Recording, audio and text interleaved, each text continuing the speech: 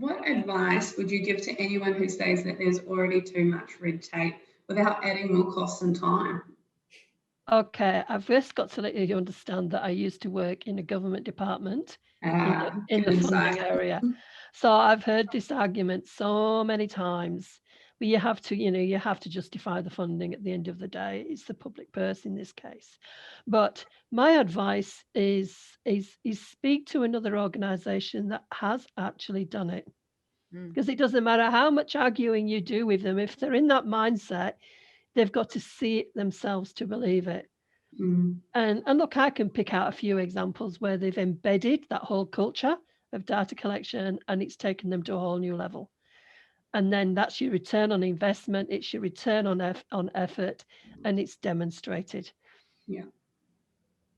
I think we can definitely speak to that in what the charities and the NFPs, even the healthcare and aged care facilities that we support in that conversation, early conversation that we have at the onset around your data strategy has changed.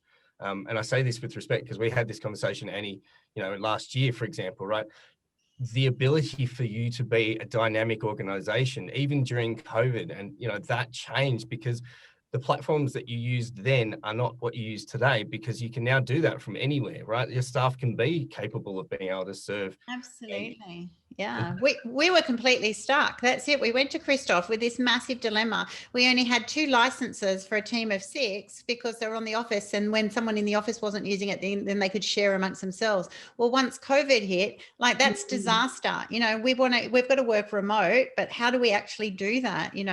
And so it was an emergency. All of a sudden, we looked at different access levels, different, even the systems that those staff members were keeping them on. If you suddenly got laptops flinging here, there and everywhere, what's the security on them and so forth. So, I'm so thankful, Christoph, because you really, just really made it so much easier. And we're so happy. It's always hard to change what you've got, even if you don't like it, right? It's the whole principles of change.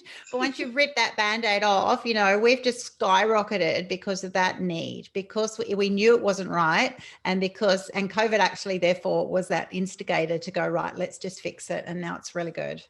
It's that whole meme, and I say that we've seen that in the internet quite often. What was the leader in your digital transformation, the CEO, CTO, or COVID? Yeah, absolutely. You're seeing that all over the place, aren't you? There's frustration in COVID.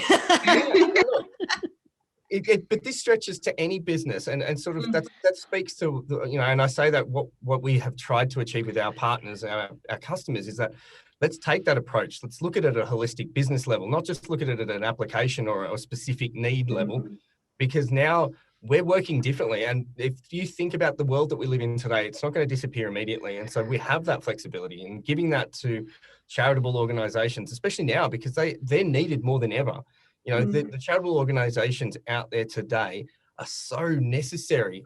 There's mental health issues, there's increased health issues. So people are working from home, less exercise, less focus on themselves. So what we're doing is to support that and then make sure that those communities are able to be served, because at the end of the day, that brings inspiration to what everyone does. I mean, everyone in this room is inspired by what we do because of that. And so for us, we try to support that and put the end client, so to speak, and supporter or sponsor first.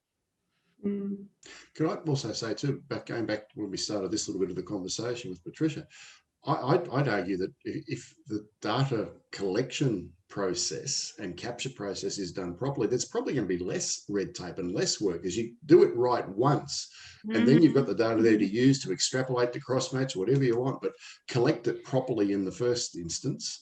So in Trevor's case, don't put that business card up in that folder, actually store the thing in your CRM system, whatever it may be. So it looks like, I'm guessing, for some organisations, a lot more work, but in the end, it's once the system's in place, it's probably less work. Yes.